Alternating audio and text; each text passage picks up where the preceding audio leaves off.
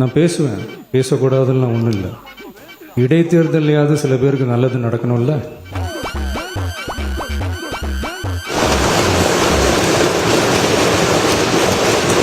ஐயோ ஐயோலாம் என்னதீங்க, இனி நீங்க கனவு கண்டா கூட இனிமேல் பட்டு நீங்க ஆட்சிக்கு வர முடியாது என்பதை தெளிவா சொல்லிக்கிறோம். நிறைய பேர் பொதுமக்கள் என்கிட்ட சொன்னதான், எதிர்கட்சியினர் இந்த மாதிரி பெரிய அளவுல முன்வரிசைக்கு வரப்ப நீங்க பேசுறது மட்டும் தான் தெரியுது லைவ்ல, அவங்க பார்க்க வேண்டிய அவசியம் இருக்கு, அவங்களையும் சேர்த்து காட்டுங்கன்னு சொல்றாங்க. இல்ல ஒரு பக்கம் தானே காட்டுறீங்க, மறுபக்கம் காட்டியிருந்தா தெரிஞ்சிருக்கும்ல. மாண்புமிகு முதலமைச்சர் அவர்கள் தொடக்க பால் உற்பத்தியாளர்கள் கூட்டுறவு சங்கங்களில் பால் வழங்கும் 3,16,000 மேலான பால் உற்பத்தியாளர்கள் பயனடையும் வகையில் பால் கொள்முதல் விலையை 1 லிட்டர் 38 ரூபாயிலிருந்து 41 ரூபாயாக உயர்த்த அரசு முடிவு செய்துள்ளது. முதலமைச்சரின் விரிவான மருத்துவ காப்பீட்டு திட்டத்தின் இலவச மருத்துவ சிகிச்சைக்கான மருத்துவ காப்பீட்டு தொகை ஆண்டொன்றுக்கு தற்போதுள்ள 5 லட்சத்திலிருந்து ரூபாய் 25 லட்சமாக உயர்த்தப்படும். இது என்ன பிரமாதம், இது விட பெசலைட் ஒண்ணு இருக்கு. அவர்கள் தங்களின் தொகுதி பணிகளை திறம்பட மேற்கொள்வதற்கு வசதியாக அனைத்து சட்டமன்ற உறுப்பினர்களுக்கும் அரசு சார்பில் வாகனம் வழங்கப்படும் என்பதை மகிழ்ச்சியோடு தெரிவித்துக் கொள்கிறேன். எனக்கா? உனக்குதான். ஐயோ ஐயோ, நான் என்ன செய்வேன், யார்கிட்ட போய் சொல்லுவேன்? ராமா ஐயா, அப்படி ஈஸ்வரா. சட்டமன்ற உறுப்பினர்களுக்கு அரசு வாங்கி வழங்கும் வாகனத்தை பராமரிக்கும் விதமாக வாகனத்திற்கு ஓட்டுநர், எரிபொருள், வாகன பராமரிப்பு உள்ளிட்ட செலவினங்களுக்காக மாதந்தோறும் ரூபாய் 75,000 வாகனப்படியாகவும், அலுவலக பணிகளில் உதவி செய்ய ஓர் உதவியாளரை நியமித்துக் கொள்ள மாதந்தோறும் ரூபாய் 25,000 உதவியாளர் படியாகவும் வழங்கப்படும்.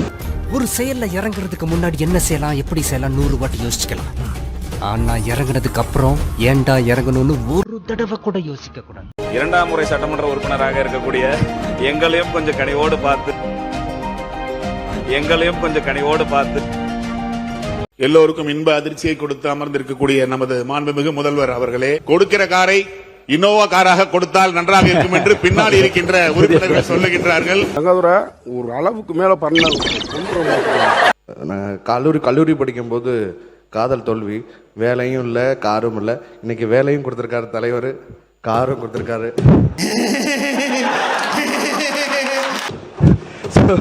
ரொம்ப ரொம்ப நன்றியை தெரிவிச்சுக்கிறேன். ஏன்னா நான் ட்ரெயினில் தான் வரேன், அங்கேருந்து இங்கே உள்ள ஆட்டோவில் உள்ளே வரும்போதெல்லாம் ஒவ்வொரு தடவையும் காவலர் பணியாளர்கள்லாம் கேட்பாங்க, யார் நீங்கள் எம்எல்ஏன்னு சொல்லுவேன், ஐடி கார்டெலாம் எடுத்து காமிச்சாலும் நம்ப மாட்டாங்க. ஸோ அதனால் எல்லாரோட வாயிலாகவும் நான் மிகப்பெரிய நன்றியை தெரிவித்துக் கொள்கிறேன். நன்றி நன்றி.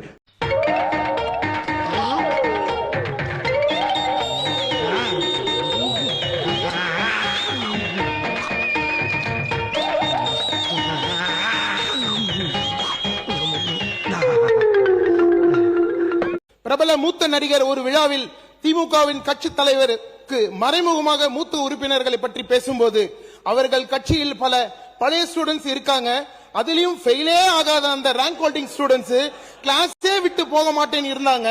அப்படிப்பட்ட அந்த அசாத்தியமான பழைய ஸ்டூடெண்ட்ஸையே எங்கள் தளபதி ஒருவரால் மட்டுமே அவர்களை ஃபெயில் ஆக்கி விட்டு அந்த கிளாஸ் ரூமின் வாத்தியாரையும் வெளியே அனுப்பிவிட்டார். அத வேற ஞாபகப்படுத்திட்டீங்க, நெஞ்சமெல்லாம் பொண்ணா இருக்கு தம்பி, மறக்க முடியல. பேரவைத் தலைவர் நடுநிலையாக இருவரையுமே பேச சொல்லி அனுமதித்து வர கருத்துக்களை சொல்கிறார். ஒரு தவறான கருத்து என்றால் நீக்க சொல்கிறார். ஆனால் நேரடியான ஒளிபரப்பு இதில் நீக்கினாலும் நாங்கள் பத்திரிகையில் தான் வராமல் இருக்குமே தவிர நேரடியாக ஒளிபரப்பாயிரு. பயப்பரியா குமார், அப்படி பச்சையா சொல்ல முடியாது, ஒரு யூகமா சொல்லலாம். மாண்பும் முதலமைச்சருக்கு மக்கள் செல்வாக்கு இருக்குன்னு நினைக்கிறீங்க, ஏன் பயப்படணும்?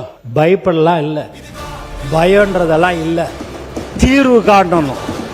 அதுக்கு தீர்வு காரணன்றது தான் எங்களுடைய நோக்கமே ஒழிய முதலமைச்சர் எக்காரணத்தை கொண்டும் யாரை பார்த்தும் பயப்பட மாட்டார் என்பதை திட்டவட்டமாக தெரிவிச்சுக்கிறேன். ஒரே ஒரு கல்லு கூட அவங்க வைக்க முடியாது. அதுக்கு எக்காரணத்தை கொண்டும் நாங்கள் அவர்களை விட மாட்டோம் என்பதையும் தெரிவித்துக் கொள்கிறேன். மாமா சொன்னார்ல, இவருடைய மாமா சொன்னார்ல, பேர் சொல்லி சொல்லுங்க. மாமான்னு சொன்னீங்கன்னா அவர் யார்? பூண்டி கலைவாணன். பூண்டி கலைவாணன். இப்ப அவர் மாமான்னு தான் சொல்ல இல்ல, முடியும். எனக்கு தெரியாது. அந்த அவை குறிப்புல இருந்து அந்த சொல்ல நீக்கிருங்க. சரி, மாமாவை நீக்கிறீங்களா? மாமாவை நீக்க சொல்ல, அந்த சொல்ல தான் நீக்க சொல்றேன். அந்த சொல்ல தான் நீக்க சொல்றேன். ஏங்க என் மாமனுங்க.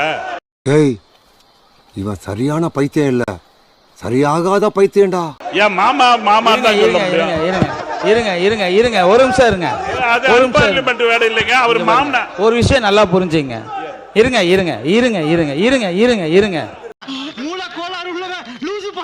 எங்க மாமான்னு எனக்கு எப்படி தெரியும்? ஜீவோ ஏதாவது இருக்கா? இருங்க, ஏதாவது ஜீவோ இருக்கா? ஏதாவது கவர்மெண்ட் ஜீவோ இருக்கா? இவர் அவரோட மாமான்னு, அதெல்லாம் தேவையில்லாத விஷயம். சத்தம் போட்டு பேசாதீங்க, உட்காருங்க.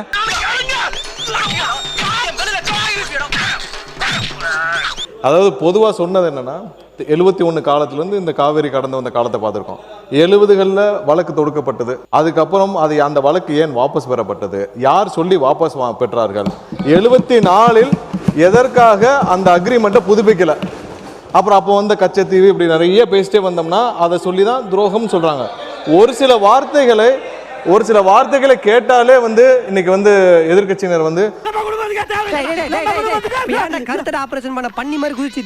உடனே அவை குறிப்பெல்லாம் நீக்க வேண்டிய அவசியம் இல்லை. ஏன்னா என்றால் இப்ப ஊழல்னு சொன்னா வர்றாங்க. இல்லப்பா, அடிமேல் அடி விழுந்துட்டே இருக்குப்பா.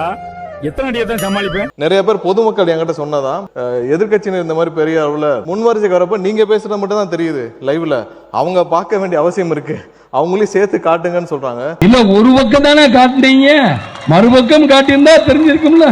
எங்களுடைய முகத்தை காண்பிக்கவில்லை என்றெல்லாம் இந்த சட்டமன்றத்தில் எவ்வளவோ நிகழ்ச்சிகளை நாங்கள் பார்த்திருக்கிறோம், எவ்வளவோ காரசாரமான விவாதங்களை நடத்தியிருக்கிறோம். ஆனால் தரந்தாழ்ந்து என்றைக்கும் போனதில்லை. அதற்குள்ளாக திராவிட முன்னணி வரிசையில் இருந்த பல பேர் உள்ள இப்போ புகுந்து ஒவ்வொருவரும் கைக்கு வந்தபடியெல்லாம் அம்மாவை தாக்குகிறார்கள், தலைமுடி பிடித்து இழுக்கிறார்கள்.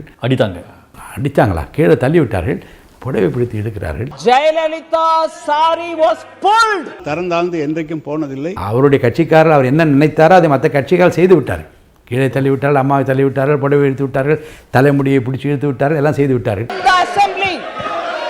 She was the leader of opposition. தரந்தாழ்ந்து என்றைக்கும் போனதில்லை. யார் இங்கேயும் காமிங்க அங்கேயும் காமிங்க, மக்கள் தீர்ப்பு சொன்னா அங்க ஏத்துக்கிறான். ஆட உங்க கூர்க்காவுக்கு போறதுன்னு உன்னை எல்லாம் நிக்க வச்சு அடி கூடாது, குனி வச்சு அடி குனிடா. இனிமே சொல்லுவியா? அப்புறம் அண்ணன் சொன்னாங்க, பிரஸ் எல்லாம் பார்த்து ஓடிடுறேன் அப்படி இப்படின்னுட்டுன்னு. ஆனா நீங்க தான் ஒரு தனியா ஒரு நிறுவனமே வச்சுக்கின்னு நீங்க இப்படி எல்லாம் கேள்வி கேளுங்க, இவங்களை எப்படியாவது விடாதீங்க, ஏதாவது எடக்கு முடக்கா கேட்டு அதை எப்படியாவது ட்ரோல் பண்ணலான்ற ஒரே ஒரு நோக்கத்திலே தான் இந்த ப்ரெஸ் எல்லாம் நீங்கள் கேள்வி கேட்க விட்டே எங்கள் ஆளுங்களை கேட்க விடுறதே உங்கள் வேலையாக இருந்ததுன்னா, இதுக்கெல்லாம் நாங்கள் ஓடலை, பயப்பில்லை. நாங்கள் எதுவாக இருந்தாலும் எங்கள் முதலமைச்சருடைய பாணியில் நாங்கள் எதுவாக இருந்தாலும் சாதித்து காட்டுறது மட்டும்தான் எங்களுடைய நோக்கமாக இருந்தது. அதனால் ப்ரெஸ்ஸை பார்த்தெல்லாம் ஒன்று எதையாவது ஒன்று அவங்க கேட்பாங்க, ப்ரெஸ்ஸு இன்னும் இப்போ நீங்கள் நலத்திட்ட உதவி கொடுத்தீங்கன்னா அதை மட்டும் சொல்லிட்டு போயினே இருங்களேன்னுவாங்க.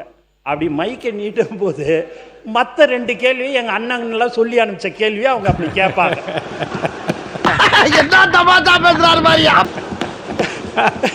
அதில் எந்த மாற்று கருத்தும் கிடையாது. இல்லைன்னா ப்ரெஸ் எல்லாமே நண்பர்கள், நல்லவர்கள், எல்லாருமே அவங்கள நம்ம தப்புலாம் சொல்லலை. இன்னா இருந்தாலும் ஒரு 70-75 வருஷம் 50 வருஷமா உங்களோடையே அவங்க டிராவல் பண்ணிட்டாங்க. இப்ப எங்களோட இனிமேல் இப்படி தான் டிராவல் பண்றாங்க. அதனால எங்களுக்கு என்ன பேசினாலும் ஆதாரம் காட்டுங்கள், ஆதாரம் காட்டல அவர் சொல்கிறார்கள். அமைச்சர் பெருமக்கள் எழுந்து பேசுகிற போதே தவறு நடந்திருக்கலாம் என்று அவரே சொல்கிறார். முதலில் தவறு நடந்திருக்கலாம் என்று ஒப்புக்கொண்டதற்கு ஒரு பணிவான நன்றியை தெரிவித்துக் கொண்டு, ஆதாரங்களை நாங்கள் காட்டும் போதே இப்படி பேசுகிறார்கள். மாண்புமிகு முதலமைச்சர் ஆதாரங்களை வைத்திருக்கிறார், அவர் ஒருவேளை எடுத்து காட்டிவிட்டார் என்று சொன்னால் அவர்கள் நிலைமை நினைத்து பார்த்தேன், கொஞ்சம் கவலையாகத்தான் இருக்கிறது. அதை நினைச்சேன், சிரிச்சேன். ஆதாரம் இருக்கான்னு கேட்டீங்க, திடீரென்று முதலமைச்சர் எந்திரிச்சு பேச முற்படுறாங்க. அப்போ திருப்பி எதுக்காக நீங்கள் கத்திட்டு உட்காருங்க, தயவு செய்து உட்காருங்க, எழுந்திருக்காதீங்க. முதலமைச்சர் அவர்கள். மாண்புமிகு பேரவைத் தலைவர் அவர்களே, நான் அதை சொல்ல வேணான்னு தான் நினைச்சேன். ஆதாரம்னு கேட்குறாங்க. ஒரு 1 வீக் பேக் மாண்புமிகு நிதி அமைச்சர் பேசும்போது ஒரு 3 டிபார்ட்மெண்ட்ல இருந்து ரிவ்யூ பண்ணி அந்த ஃபைல்ஸ்லாம் என் டேபிள்ல இருக்குன்னு சொன்னாரு. அது ஏதோ போற போக்குல அவர் சொல்லல, உண்மையிலேயே என் டேபிள்ல இருக்கு. சாம்பார் ஆப் எனக்கு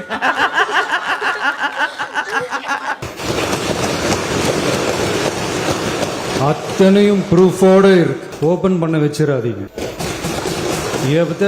எப்போ ஓபன் பண்ணணுமோ அப்போ கரெக்டா எல்லாமே ஓபன் ஆகும். மாண்புமிகு இந்து அறநிலையத்துறை அமைச்சர் அவர்கள், இந்து அறநிலையத்துறை அமைச்சர் அவர்கள். மாண்புமிகு பேரவை தலைவர் அவர்களே, நம்முடைய மதிப்பிற்குரிய அண்ணன்கள் எல்லாருமே பேசுங்க பேசுங்கன்றாங்க. ஆனா முதலமைச்சர் பேச ஆரம்பிச்சார்னா, ஆதாரத்தை காட்ட ஆரம்பிச்சார்னா என்ன நடக்கும்ன்றது இதுல இருந்தே நம்ம புரிஞ்சிக்க முடியும். ரெடியா? முதலமைச்சர் அவர்கள். மாண்புமிகு பேரவைத் தலைவர் அவர்களே, மக்கள் கிட்ட எப்போ பேசணும், என்ன பேசணும், எப்படி பேசணும் எல்லாம் பேசிட்டு தான் அன்பா ஆசையா எங்க எல்லாரையும் கொண்டாந்து உட்கார வச்சிருக்கிறோம். நான் பேசுவேன், பேசக்கூடாதுன்னு ஒன்றும் இல்லை. இடைத்தேர்தலையாவது சில பேருக்கு நல்லது நடக்கணும்ல.